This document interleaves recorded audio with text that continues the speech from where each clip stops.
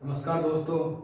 आज हम लेके आए एक नया यूनिट और नई यूनिट के साथ हम स्टार्ट करेंगे क्लास की। तो आप सभी का स्वागत है मेरे YouTube channel triple C NEET में, और आशा करता हूँ आप सभी ठीक होंगे और एकदम कुशल मंगल होंगे। तो आज हम लेके आए 2025 के लिए एक नई यूनिट है सेल बायोलॉजी। तो हम इसको आज से कंप्लीट यानी शुरुआत से सेल से ही स्टार्ट करेंगे, किस प्रकार से सेल को कहाँ से और किस शब्द आए हैं। तो सेल का मतलब यानी कि पहले है सेल बायो। सेल बायो में क्या है? सेल यानी कि कोशिका। कोशिका के बारे में पढ़ेंगे हम जितना भी है।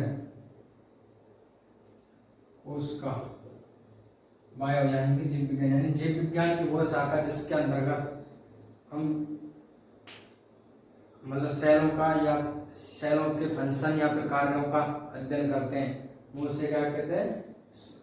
यानी कि सेल विज्ञान। तो आइए हम स्टार्ट करें। यानी कि सेल शब्द सबसे पहले किसने दिया और कब दिया और कहाँ से आया, हमें ये सब जानना है। तो सबसे पहले सेल की खोज की थी रॉबर्ट हुक ने, जो कि 1664 में रॉबर्ट हुक ने खोज की थी सबसे पहले। जो कैसी थी वो, यानी कि डेड सेल थी, यानी कि मृत कोशिका की खोज की थी, जिसे कहाँ से ढूंढा गया, यानी कि जिसे कहाँ से ढूंढा और क्या नाम दिया, यानी कि उसे किसी एक प्लांट के कोर यानी कि काग में उसकी खोज की। उसे सबसे पहले नाम दिया था फ्लेम, यानी कि रोबोट जो थे उन्होंने सबसे पहले सेल नाम कहकर सेल का नाम दिया था फ्लेम। सबसे पहले खोज करी थी कोर की, यानी कि काग में, जो कैसी थी? डेड सेल यानी कि मृत। उसके बाद में कुछ 10 साल बाद में हमारे यहाँ थे नए एंटोनी ल्यूवेनहॉक, यानी इन्होंने 1617 में खोज की थी, जिसका नाम दिया था प्लेग। इन्होंने कहाँ खोज की थी? या इन्होंने खोज की थी यानी कि लाइव सेल की, यानी कि जिंदा, यानी कि जीवित सेल थी उसकी, जिन्होंने प्लेग नाम दिया था। ये कहाँ से खोज की? यानी कि एक तालाब का क्या है, गंदा पानी था, गंदे पानी में इन्होंने जीवित सेल की खोज की थी। वो कब? 1674 में। और उसके बाद उन्होंने नाम दिया था प्लेग। इन्होंने भी सेल नहीं देखी, क्या दिया था? प्लेग, यानी कि इन्होंने एनिमल क्यूल भी नाम दिया था शायद, मतलब इन्होंने एनिमल क्यूल भी नाम दिया। तो ये होगी हमारी मतलब किसे खोजा था। उसके बाद में आती है हमारी कोशिका, यानी कि सेल को किस परिभाषित करनी, यानी क्या परिभाषा है, कैसे हम उसको बताएंगे क्या है। उसकी डेफिनेशन है cell is the structure and functional unit of living organism, यानी कि सेल स्मॉल यानी कि स्ट्रक्चर एंड फंक्शनल यानी कि संरचनात्मक एवं कार्यात्मक यूनिट है किसकी के, यानी कि जीवित एक पर्टिकुलर की, यानी कि जीवित ऑर्गेनिज्म यानी कि अंग की एक यूनिट है। यानी इस सेल से ही मिलकर सबसे छोटी यूनिट है, इसलिए इसे क्या कहेंगे? और इनसे मिलकर क्या बनता है? टिश्यू। और फिर टिश्यू से हमारा ऑर्गन सिस्टम, फिर बॉडी। तो हमारी सबसे छोटी क्या आएगी? सेल। तो सेल भाषा हुई, यानी कि परिभाषा, यानी cell is the structure and functional unit of living organism. उसके बाद में आते हैं कि टाइप किस प्रकार के हैं, यानी कि कितने प्रकार की हमारी सेल है उसके बारे में बताएंगे। तो सेल जो होती है नंबर ऑफ पीसेस के आधार पर दो प्रकार की होती हैं, एक तो यूनिसेलुलर और एक मल्टीसेलुलर, यानी कि एक कोशिकीय, यानी कि एक कोशिका, और इसमें मल्टीसेलुलर यानी कि बहुकोशिका, यानी कि इसमें तो एक ही सेल है, जबकि ये कैसे मल्टीसेलुलर, यानी कि ये जो होती है ये हमारे छोटे जैसे कि जीव प्लांट्स होते हैं उनमें पाई जाती है। मल्टी सेलुलर यानी कि ऑल बड़े प्लांट्स एंड और एनिमल्स रेप्टाइल्स इन सब में, यानी कि higher plant and higher animals में। और दूसरी है कि बेसिस ऑफ इंटरनल स्ट्रक्चर, यानी कि आंतरिक संरचना के आधार पर या उनके कार्यात्मक के आधार पर सेल को कितने भाग में, 2 भागों में बांटा गया है। कैसा? प्रोकैरियोटिक और यूकैरियोटिक। प्रोकैरियोटिक का मतलब एक तरीका से आप ध्यान रखो कि प्रो यानी कि पहला, यानी कि पुराना, प्रो जो पहले थी, यू माने नया, यानी कि एक तरह से न्यू। तो इसका ये मान लो कि प्रोकैरियोटिक का एडिशन आया न्यू। कौन सा? यूकैरियोटिक। यूकैरियोटिक अब प्रोकैरियोटिक में ऐसा क्या, यूकैरियोटिक में ऐसा क्या है, यानी कि न्यू एडिशन आया तो इसका मतलब है कि हमारा पुराने में थोड़ी कमी है, इसलिए नई में हमें जोड़नी है। तो पुराने में ऐसा क्या है कि उनके बारे में हम जानेंगे, जैसे इसमें न्यूक्लियर मेम्ब्रेन, न्यूक्लियस और डीएनए जैसे खुला हुआ मिलना, उनका न्यूक्लियर मेम्ब्रेन का एब्सेंट, न्यूक्लियस का एब्सेंट, और जैसे डीएनए का ओपन टाइप से मिलना, खुला हुआ एक तरह से मिलना, इनमें यानी कि डीएनए कोई कवर नहीं होता है। ऐसे बहुत सारी चीज़ों के बारे में हम पढ़ेंगे, यूकैरियोटिक प्रोकैरियोटिक में क्या है और यूकैरियोटिक में सब क्या है। तो हम सबसे पहले स्टार्ट करेंगे प्रोकैरियोटिक।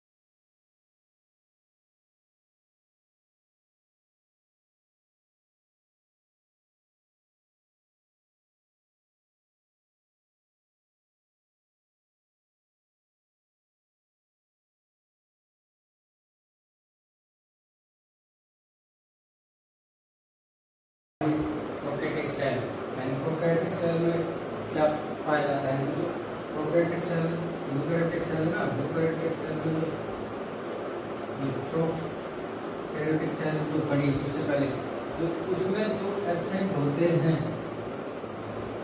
एब्सेंट सेल जो प्रोकैरियोटिक सेल में, वो सारे ऑर्गन हमारे कहाँ यूकैरियोटिक सेल में पाए जाएंगे। जैसे कि उसमें उस ऑर्गन्स की जो पाए नहीं जाते, तो वो सारे ऑर्गन यानी all characters and all organism, यानी कि जितने भी सारे फंक्शन कैरेक्टर्स जो भी हैं वो सब हमारे क्या यूकैरियोटिक सेल में पाए जाएंगे। और इनमें क्या है कि प्लांट सेल और एनिमल सेल अलग अलग पाई जाती है, यानी प्लांट सेल और एनिमल सेल अलग अलग पाई जाती है। जबकि प्लांट सेल में क्या पाया जाता है, सेल वॉल, जबकि एनिमल में सेल वॉल नहीं पाई जाती, इसमें पाई जाती है। और हमारे प्लांट सेल जो है इसमें क्या है, सेंट्रोसोम, ये प्रेजेंट नहीं होता, जबकि एनिमल सेल में क्या है, सेंट्रोसोम पाया जाता है। एनिमल सेल में सेंट्रोसोम पाया जाता है। ये इसमें क्या जेनेटिक मैटेरियल का डीएनए, इसमें क्या कवर होता है किससे, न्यूक्लिक मेम्ब्रेन से। तो ये हमारी क्या सेल है यूकैरियोटिक। इसमें क्या all character and all organism, जो प्रोकैरियोटिक सेल में नहीं पाए जाते वो क्या यूकैरियोटिक सेल में पाए जाएंगे। और इसमें क्या plant cell and animal cell क्या भिन्न भिन्न अलग अलग तरीका की पाई जाती है, जिसमें क्या बहुत सारी भिन्नता है, प्लांट्स में अलग और एनिमल्स में अलग। जैसे कि प्लांट्स में क्या सेल वॉल पाई जाती है, जबकि एनिमल सेल में नहीं पाई जाती। जबकि एनिमल सेल में क्या पाया जाता है, सेंट्रोसोम, जबकि प्लांट सेल में सेंट्रोसोम नहीं पाया जाता। और इनमें जेनेटिक मैटेरियल जो होता है ना, डीएनए आरएनए, वो क्या एक कवर होता है, यानी कि कवर किससे, न्यूक्लिक मेम्ब्रेन से। इसलिए इसमें क्या ये सारी भिन्नताएं, तो इनकी ये प्रोकैरियोटिक सेल, यूकैरियोटिक सेल। अब इसके बारे में हम यूकैरियोटिक सेल के बारे में और भी पढ़ेंगे, यानी कि यूकैरियोटिक सेल में कौन कौन से ऑर्गन्स होते हैं, क्या क्या है उसके बारे में। तो हमने देखा है सेल स्ट्रक्चर, यानी कि सेल की संरचना, यानी कि उसकी रचना किस प्रकार से होती है, किस प्रकार कौन कौन सी चीज़ों से मिलकर बनी होती है सेल, उसमें ऐसा क्या क्या होता है उसके बारे में। सेल में सबसे पहले यानी कि 3 भागों में बांटा गया है। यानी कि पहला है सेल बाउंड्रीज, यानी कि सेल के जो सेल का जो बाउंड्री होता है, यानी कि सेल की जो संरचना होती है किस प्रकार से होती है और क्या क्या बाउंड्री होती है उनकी, किस प्रकार से बाउंड्री उनको अपने आप कंट्रोल रख रही है। इसलिए उसमें और फिर आता है साइटोप्लाज्म, यानी साइटोप्लाज्म में क्या क्या निर्जीव यानी क्या एलाइव नॉन चीज़ें हैं, जो कौन कौन से ऑर्गन है, सारे ऑर्गन हम इसमें पढ़ेंगे, यानी साइटोप्लाज्म प्लाज्म। उसके बाद आता है न्यूक्लियस, यानी न्यूक्लियस में तो आप जानते हो कि जेनेटिक मैटेरियल जो भी होते हैं वो आते हैं, डीएनए आते हैं। तो हम पहले स्टार्ट करेंगे यानी सेल बॉडी। सेल बॉडी में पहला आएगा सेल वॉल, यानी कि सेल के जो सबसे बाहर की तरफ जो होता है, जैसे ये सेल है, सेल के जो बाहर होता है वो होती है यानी कि सेल बॉडी, यानी कि जो सबसे बाहर होती है। ये कहाँ पाई जाएगी, ये ओनली पाई जाएगी अपने प्लांट में, यानी कि एनिमल सेल में इसका ये एब्सेंट होती है, प्लांट सेल में ये पाई जाती है, क्योंकि प्लांट सेल में इसलिए। फिर आता है सेल मेम्ब्रेन, तो सेल वॉल के नीचे पाई जाती है, उसे हम क्या कहते हैं, सेल मेम्ब्रेन।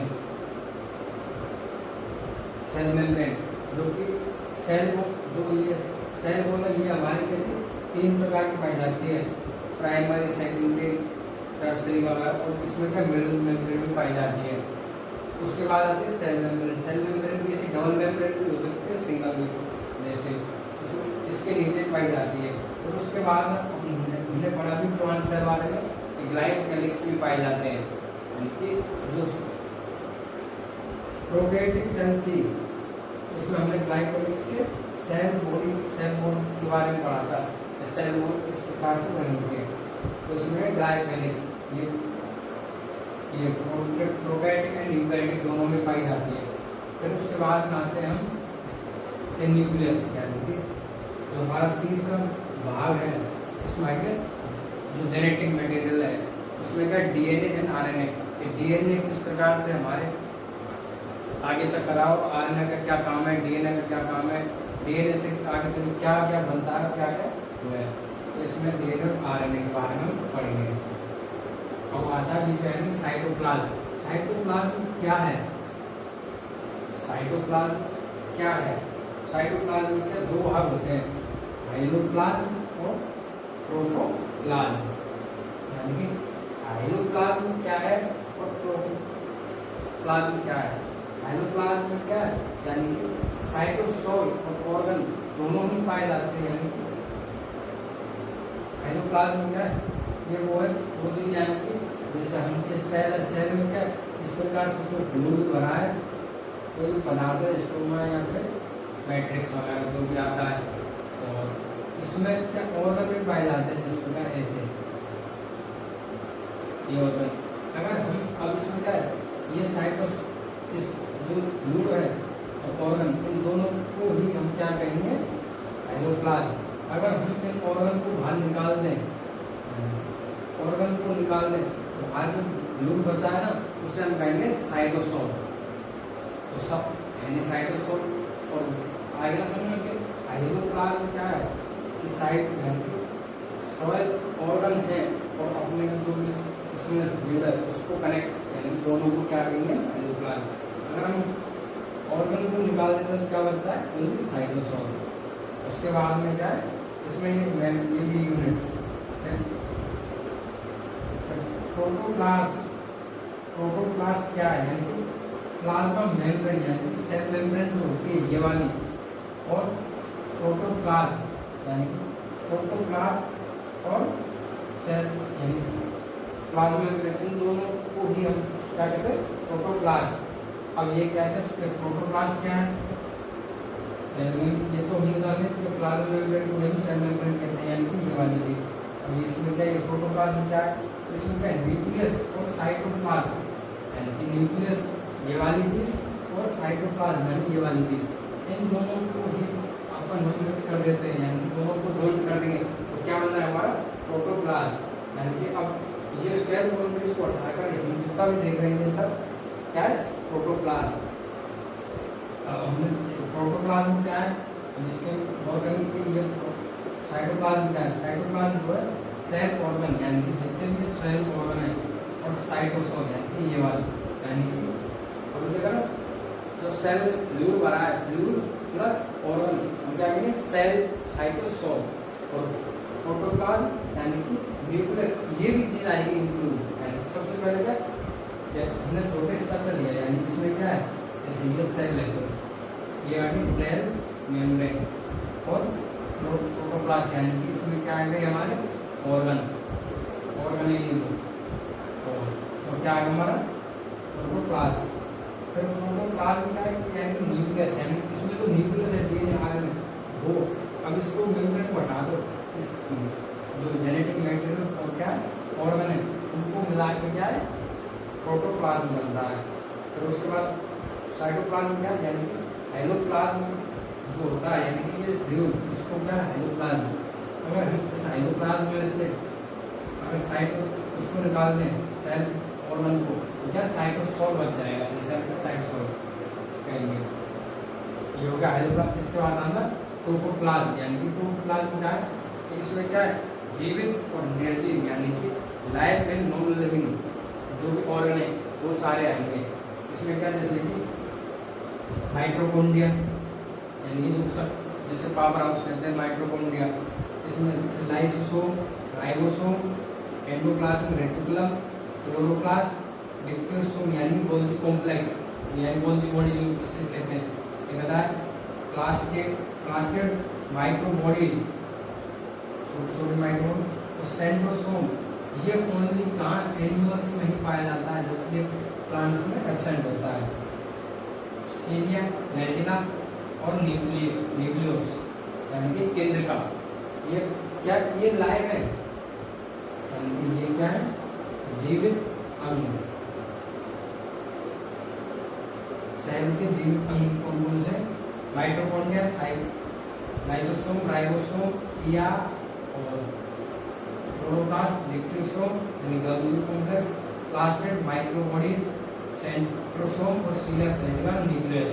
ये हमारे क्या है, ये लाइव यानी कि नॉन लिविंग नहीं है, बल्कि लिविंग वाले ऑर्गन है। जबकि नॉन लिविंग में क्या क्या आएगा, वैक्यूल्स, रिजर्व मटेरियल यानी कि जो रिजर्व करके रखते हैं ना, जैसे ऑयल को, कार्बोहाइड्रेट, प्रोटीन, उनको रिजर्व करके रखते हैं, उनको एकत्र करके रखते हैं, वो वाले अणु रिजर्व मटेरियल।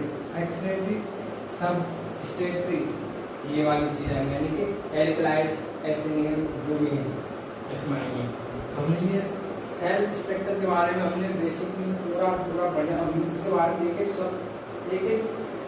एक के बारे में पढ़ेंगे। जैसे कि हम cell body, cell membrane, glycocalyx, इसमें आएगा फिर प्रोटोप्लाज्म, ये तो है, फिर mitochondria, lysosome, ribosome, ER, protoplast, nucleosome, plastid, microbody, centrosome, cilia flagella, इनके बारे में पढ़ेंगे। फिर इनके बाद में हम क्या, ये नॉन लिविंग वाली चीज़ें पढ़ेंगे। सबसे पहले हमारा कौन सा टर्म आएगा, सेल वॉल, यानी कि सेल वॉल कितने प्रकार की होती है, कैसे होती है। एक सेल वॉल के 3 प्रकार की होती है वैसे तो, primary, tertiary, primary, secondary, tertiary होती है, बीच में 4 यानी कि मिडिल, जो इनके बीच में पाई जाती है मिडिल में। तो ये होगी हमारी सेल बॉडी, साइटोप्लाज्म, न्यूक्लियस। और न्यूक्लियस में क्या पढ़ेंगे, डीएनए, आरएनए, ये हम पूरा डिटेल में पढ़ेंगे एक एक चीज़, यानी नीड से बेसिक जो भी चीज़ आ रही है इनके बारे में। एक और है कि कौन सी अंग यानी कौन सा ऑर्गन कितनी सारी मेम्ब्रेन से होता है, यानी जैसे माइटोकॉन्ड्रिया डबल लेयर वाला होता है, डबल मेम्ब्रेन। तो इनमें और कौन से जो मेम्ब्रेन युक्त होते हैं, जो मेम्ब्रेन मुक्त भी होते हैं, यानी कि माइटोकॉन्ड्रिया होता है, ये होता है डबल मेम्ब्रेन, यानी कि डबल मेम्ब्रेन के ढका हुआ होता है।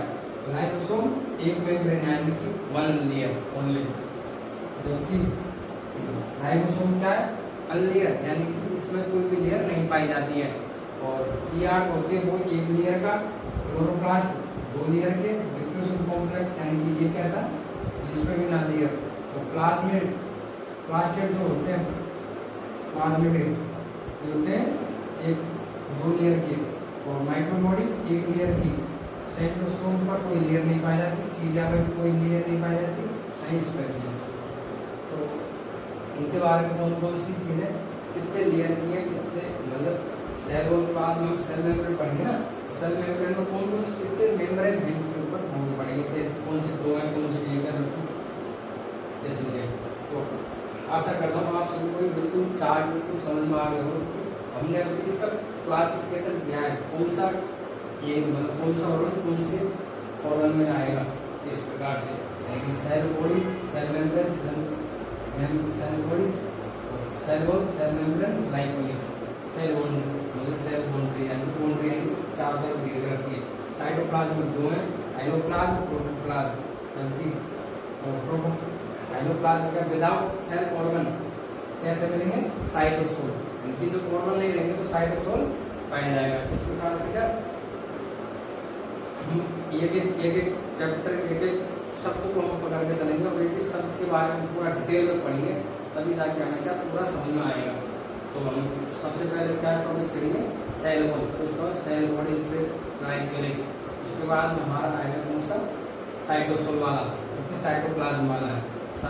फिर उसमें साइटोसोल भी पढ़ेंगे, यानी हेलोप्लाज्म के बारे में। फिर हम पढ़ेंगे प्रोटोप्लाज्म, प्रोटोप्लाज्म में क्या पढ़ेंगे, जितने ऑर्गन है, mitochondria, nucleosome, ribosome, lysosome, microbodies और सेंट्रोसोम, ईआर, क्लोरोप्लास्ट, ये सारी चीज़ें पढ़ेंगे। उसके बाद हमें नॉन लिविंग चीज़ें जैसे वैक्यूल्स वगैरह होते हैं, उनके बारे में। फिर हम रिजर्व वाली मेटल्स होते हैं, उनको भी पढ़ेंगे। अनरिजर्व यानी कि जो रिजर्व भी नहीं है, उनके बारे में पढ़ेंगे।